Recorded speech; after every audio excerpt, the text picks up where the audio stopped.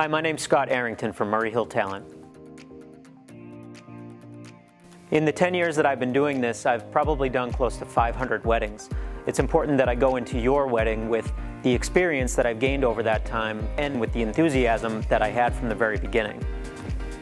Ultimately, I think we are one of the biggest parts of your party. We don't want to insert ourselves in a cheesy way, but we play a very large role in making sure that things go off without a hitch. One of the biggest questions that I get asked by clients is, what type of music are you going to play at my event? And the honest answer is, I don't really know. It's an overused term, but it really is organic. I have to wait until I get there. I have to wait until I look at the crowd and just kind of feel the atmosphere in the room. I'll take a lot of the ideas that you've given me beforehand, and that's kind of forms a skeleton of what I'm going to do. I can put that in the playlist, but there's going to be a lot of moving parts during the event. So many different genres of music are represented throughout the course of my season. Some nights I'm playing country, other nights people hate country. Same thing with hip-hop. Hip-hop and country are kind of interchangeable in that way.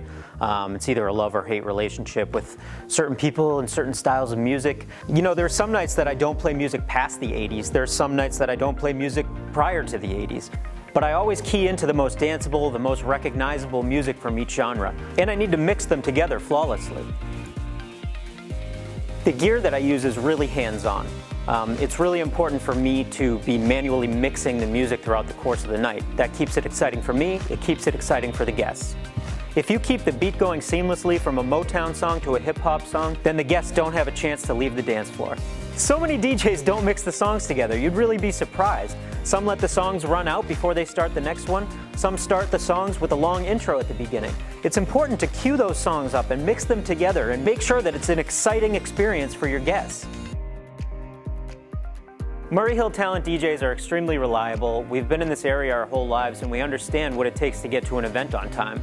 You might run into traffic one day and you might not the other day, but you need to make sure that you leave just as early no matter what. We've cultivated relationships with so many different venues in different regions. Places like Belmare and Ocean Cliff and Newport and Chatham Bars Inn and Wauquasit down the Cape. Here in our own backyard in Boston, there's places like the State Room and the Boston Public Library, venues like Willowdale and the Barnet Gibbet Hill in Groton. These venues that we work with have to trust that we're going to provide the best level of service for their clients. It's important for us to know what the volume of the music should be throughout the event. Obviously, when people get dancing, we can crank it up a little bit. During dinner, people might want it a little bit more quiet, and we have control over that throughout the course of the whole night. You know, I carry backup of all of my music. I have backup power cables and speakers and things like that. I've had a lot of experiences with crazy dance parties. I mean, you know, most events, whether it be a corporate event, a wedding, a fundraiser, a lot of these things have some formalities that might take place at the beginning, but after that, it's kind of anything goes. Once I get into that sweet spot of mine where I'm playing high energy dance music, whether it be old or new music, that's really the bread and butter of what we do.